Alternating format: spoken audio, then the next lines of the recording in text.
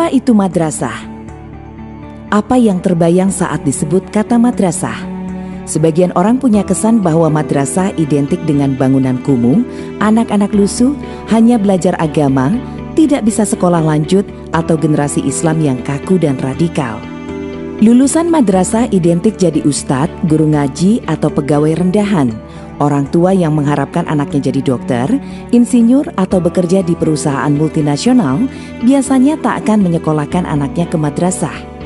Madrasah juga sering dianggap jadi pembuangan anak tak berprestasi karena anak berprestasi masuk sekolah-sekolah umum favorit. Betulkah demikian? Marilah kita lihat fakta-fakta yang akan mengubah pandangan Anda tentang madrasah.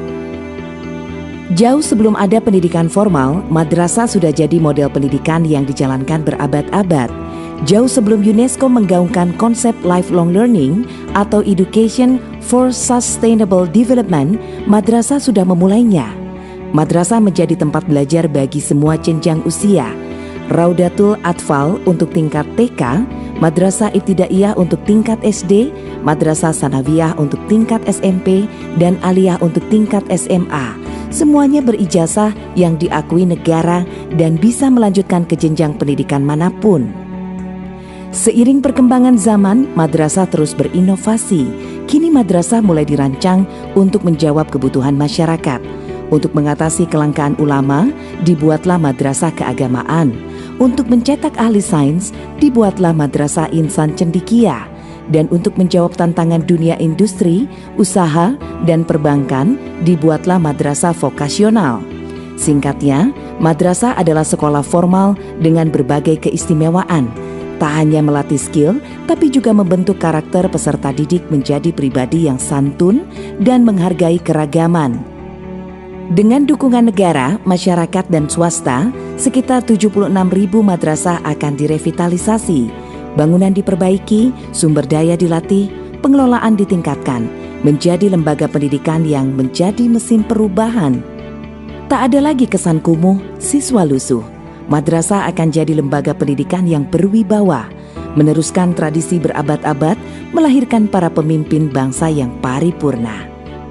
Jika yang Anda cari adalah pendidikan yang mengakar pada sejarah bangsa, jika yang Anda cari sekolah yang bukan hanya belajar ilmu, tapi juga akhlak, jika Anda ingin para intelektual kembali membangun masyarakatnya, jika yang Anda cari adalah anak yang memiliki pandangan keagamaan yang rahmatan lil alamin dan menghargai kearifan lokal, jika Anda percaya pada pendidikan untuk perubahan, maka madrasah pilihannya.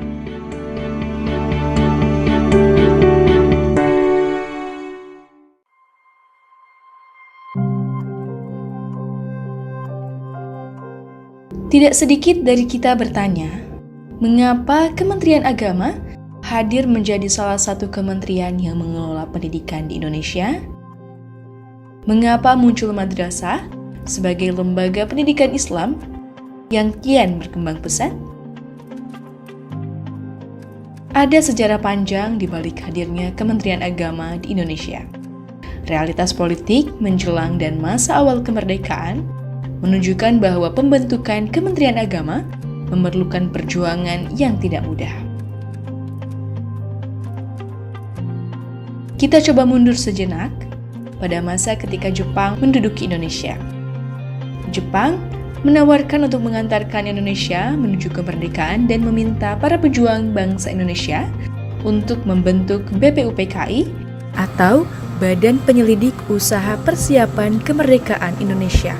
BPUPKI berisikan anggota yang terbagi menjadi dua kelompok, yaitu kelompok nasionalis dan kelompok agama. Kedua kelompok yang berbeda ini menyebabkan ada dua pilihan dasar Indonesia, yaitu Indonesia didirikan atas dasar agama atau atas dasar negara. Pertentangan dua kelompok besar ini makin lama makin menguat dan hampir saja deadlock di dalam BPUPKI. Akhirnya bertemulah kesepakatan antara kelompok agama dan kelompok nasionalis, yaitu Indonesia berdasarkan Pancasila dengan rumusan Piagam Jakarta yang diputuskan pada tanggal 22 Juni 1945. Setelah berhasil menemukan titik terang dengan Piagam Jakarta untuk menjembatani perbedaan pandangan dalam agama dan negara, tantangan lain muncul saat perumusan Pancasila. Namun, dari Pancasila inilah Kementerian Agama hadir dan menjadi jembatan emas kelahiran negara Republik Indonesia. Pancasila berdasarkan Piagam Jakarta ini menetapkan sila pertama adalah ketuhanan dengan kewajiban menjalankan syariat Islam bagi para pemeluknya. Sila-sila yang lain sama dengan Pancasila berdasarkan Undang-Undang Dasar 45. Namun ternyata setelah ketok palu ini ada tokoh dari Sulawesi Utara bernama Latu Harahari mendekati Bung Karno. Bung, kalau sila pertama ada tulisan kewajiban menjalankan syariat Islam, kami nggak setuju. Kami dari Timur tidak siap bergabung dengan Republik Indonesia. Kalau itu dipaksakan, kami nggak bergabung. Maka mohon tulisan itu diubah. Akhirnya demi bangsa dan negara, Bung Karno dengan kepiawaiannya luar biasa melakukan pendekatan dengan tokoh-tokoh agama.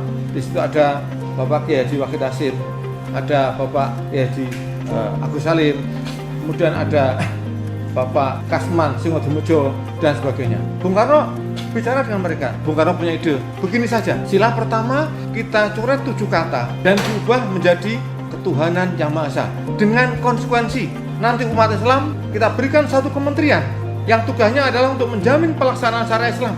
Sepakat bahwa 7 kata sila pertama dengan kewajiban menjalankan syariat Islam bagi para pemeluknya dicoret, diganti dengan ketuhanan Maha Esa dengan konsekuensi didirikan Kementerian Agama. Lalu, mengapa Kementerian Agama juga mengelola pendidikan? Sejarah awal Kementerian Agama pada saat itu memiliki 4 fungsi utama, yaitu pendidikan Islam, pernikahan, peradilan, dan haji. Dari situ, pendidikan Islam terbagi menjadi pendidikan madrasah dan perguruan tinggi keagamaan Islam yang berkembang hingga saat ini. Pendidikan Islam inilah cikal bakal yang melahirkan Kementerian Agama. Maka berdasarkan para perjuangan pendiri bangsa, dan ini benar-benar sebuah sejarah yang luar biasa karena Kementerian Agama ini kesepakatan para pendiri bangsa melahirkan Republik Indonesia.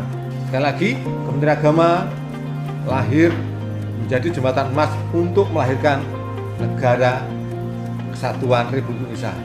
Maka bagi pejuang-pejuang madrasah, warga madrasah perlu memahami ini, dan kita nggak mungkin mengkhianati para pendiri bangsa yang telah mendirikan negara Republik Indonesia penuh dengan perjuangan yang luar biasa. Toleransi kesepakatan di antara mereka telah membuahkan dan melahirkan negara kesatuan Republik Indonesia.